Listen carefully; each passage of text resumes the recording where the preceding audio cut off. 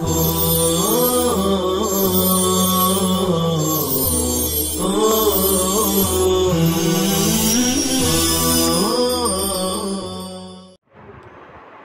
اللہ الرحمن الرحیم الحمدللہ رب العالمین والصلاة والسلام علی سید المرسلین وعلی آلہ واصحابہ الطیبین الطاہرین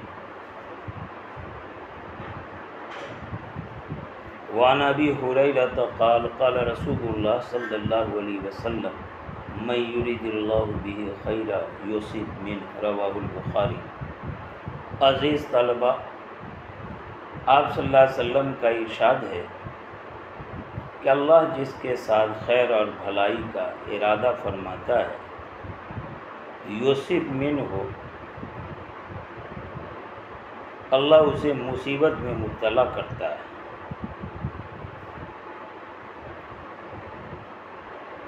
یصب منہ، یصب باب فعل سے ہے،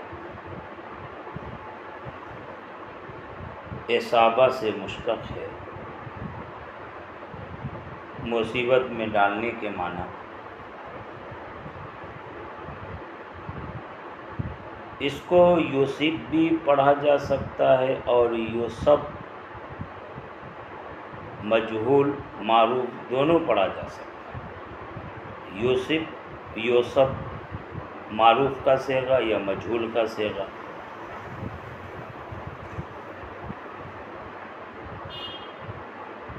یصب کی صورت میں مطلب ہوگا کہ اللہ اسے مصیبت میں مبتلا فرماتا، اور یصب کی صورت میں مطلب ہوگا اسے مصیبت میں ڈالا جاتا۔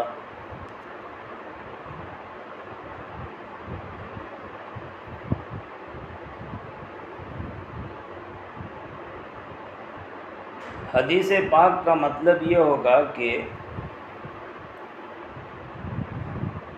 اللہ پاک کسی کے لیے بھلائی چاہے تو اسے مصیبت میں مبتلا کر دیتا۔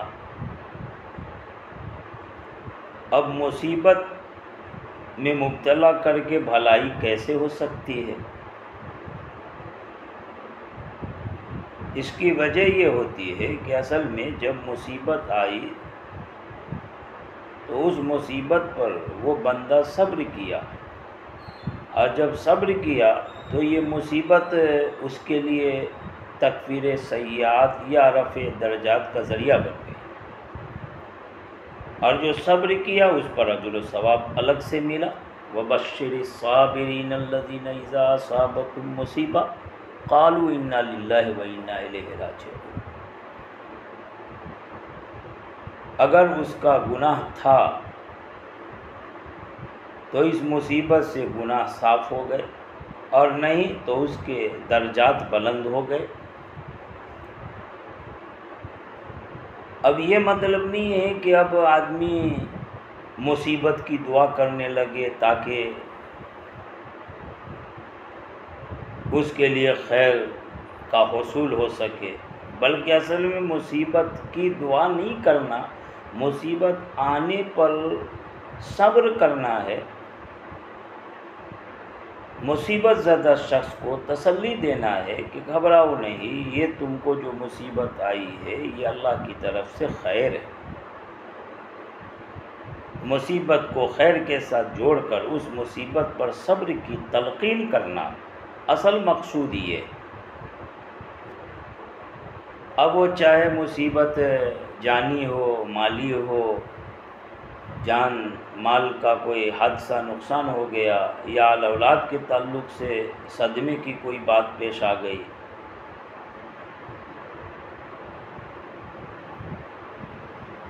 معلوم یہ ہوا کہ اگر کوئی نقصان، صدمہ، حادثہ پیش آیا ہے تو محض اس لیے نہیں کہ اس کے لیے مصیبت عذاب بن گئی ہے۔ ہاں، مصیبت عذاب بھی ہوتی ہے اور مصیبت ثواب بھی ہوتی ہے۔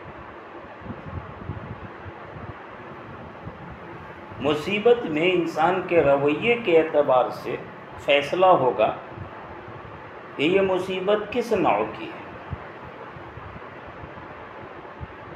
چنانچہ علماء نے کہا ہے کہ اگر مصیبت پر صبر کرتا ہے، وہ غیروں کے سامنے روتا چلاتا نہیں ہے، دوسروں سے شکوے شکایت نہیں کرتا، اللہ کے فیصلے سے راضی ہے اور اللہ ہی سے اس مصیبت کے دور کرنے کی دعا کرتا ہے، تو ایسی صورت میں اس کا یہ رویہ بتاتا ہے کہ اس کے لیے یہ مصیبت باعث رحمت ہے۔ اور اگر وہ بے صبرہ بن جاتا ہے، روتا ہے، چلاتا ہے، دوسروں کے سامنے جزا فضا کرتا ہے، تو اس کا یہ رویہ اس بات کی علامت ہے کہ یہ مصیبت اس کے لیے رحمت نہیں بلکہ زحمت اور عذاب ہے۔ بہرحال اس تفصیل سے ایک بات معلوم ہوئی کہ مصیبت میں مبتلا شخص یہ اللہ کا محبوب بھی ہو سکتا ہے اور وہ اللہ کی طرف سے معتوب بھی ہو سکتا ہے۔ اگر صبر کر رہا ہے تو محبوب ہے اور بے صبرہ بن رہا ہے تو معتوب ہے۔ بہرحال روایت تھی کہ جس کے ساتھ اللہ خیر بھلائی کا ارادہ کرتا ہے یوسف منہ، یہ یوسف مجزوم ہے، من یرید میں من شرط کے معنی مضمن ہے، اس لیے شرط کی جزا ہے، جواب شرط ہو کر کے مجزوم ہے، تو اللہ اسے مصیبت میں مبتلا کرتا ہے یا اسے مصیبت میں ڈالا جاتا ہے، اسے مصیبت میں مبتلا کیا جاتا ہے۔ دوسری روایت جو حضرت ابو ہریرہ اور ابو سعید خدری کے حوالے سے بیان کی جا رہی ہے، حضور نے فرمایا ما یصیب المسلم من نصب ولا وصب، مختلف الفاظ ہیں روایت میں، نصب، وصب، ہم، حزن، اذن، غم۔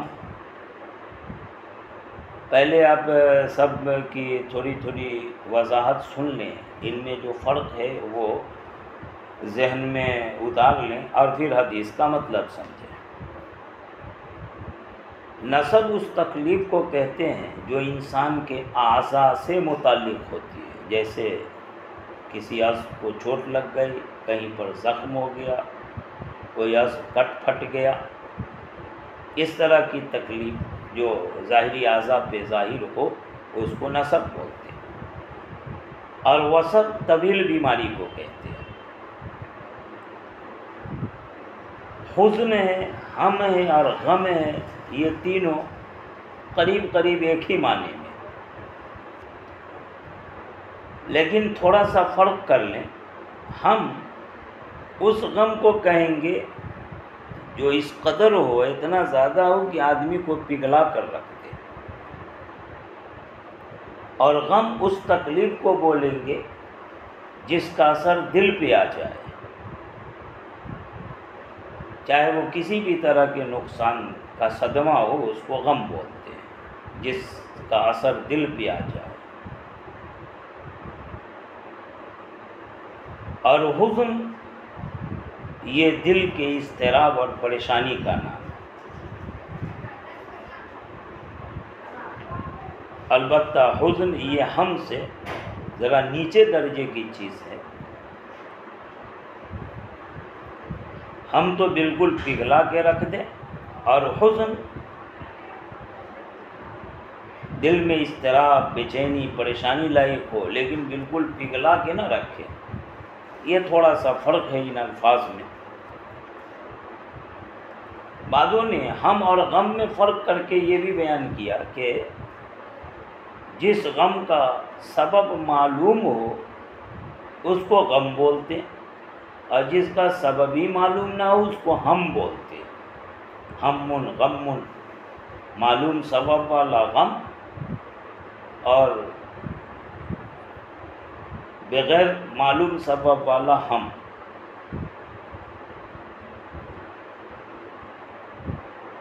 حزن اور خوف کا بھی فرق ہوتا ہے۔ حزن اور خوف، لا خوف علیہم ولا هم یحزنون، نہ خوف نہ حزن۔ حزن کا تعلق ماضی سے ہوتا ہے، خوف کا تعلق مستقبل سے۔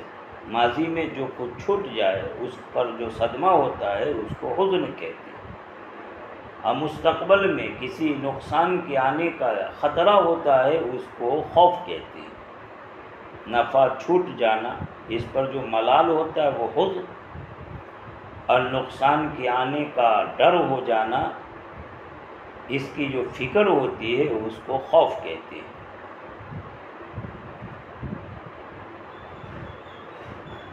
اب حدیث پاک کا ترجمہ مطلب کے ساتھ سماعت فرمائے۔ ما یصیب المسلم من نصب، نہیں ہے کوئی جو کچھ کہ مسلمان کو، ماں یہ نافیہ نہیں ہے بلکہ ماں موصولہ ہے۔ اس صورت میں ترجمہ ہوگا جو کچھ کہ مسلمان کو پہنچے مصیبت، من نصب ولا وصب، یہ من بیانیہ، یا یہ کہ ماں نافیہ ہی لے لیں، اور من نصب ولا نصب میں جو من ہے یہ بیانیہ نہیں بلکہ من زائدہ، دونوں طرح سے ترجمہ ہوگا۔ جو کچھ مسلمان کو مصیبت پہنچے، یعنی نصب، وصب، ہم، حزن، یا ماں نافیہ ہو تو مطلب ہوگا نہیں پہنچتی ہے مسلمان کو من نصب، نصب یعنی کوئی تکلیف، والا وصب اور نہ ہی کوئی بیماری، والا ہم اور نہ ہی بھلا دینے والا غم، ولا حزن اور نہ ہی صدمہ، ولا اذن اور نہ ہی کوئی اذیت رساں چیز، تکلیف دہ کوئی چیز، ایذا، ولا غم اور نہ ہی دل کو ملول کر دینے والی فکر، حتی الشوکہ یشاکوہا الا کفر اللہ بہا من خطایا۔ یہ الا جو آگے آ رہا ہے یہ قرینہ بن رہا ہے، اس قرینے سے ما یصیب المسلم میں جو ما ہے اس کو نافیہ ماننا ہی زیادہ مناسب ہے۔ ما کو بیانیہ، ما کو موصولہ مبہم مانتے، لیکن وہ راجح نہیں ہے۔ راجح یہی ہے کہ ما کو نافیہ مانا جائے، جیسا کہ آگے اللہ قرینے سے ما کا نافیہ ہونا متعین ہوتا ہے، اور پھر ولا وصب ولا ہمی میں بھی لا نفی کے لیے لائے، یہ سب قرینہ ہے، لہذا ما کو موصولہ ماننے کے بجائے نافیہ ہی مانے، یہ زیادہ بہتر ہے۔ حتی الشوکہ یشاکوہا، شوکہ کانٹے کو کہتے ہیں، یہ حتی الشوکۃ اور حتی الشوکۃ دونوں پڑھ سکتے ہیں۔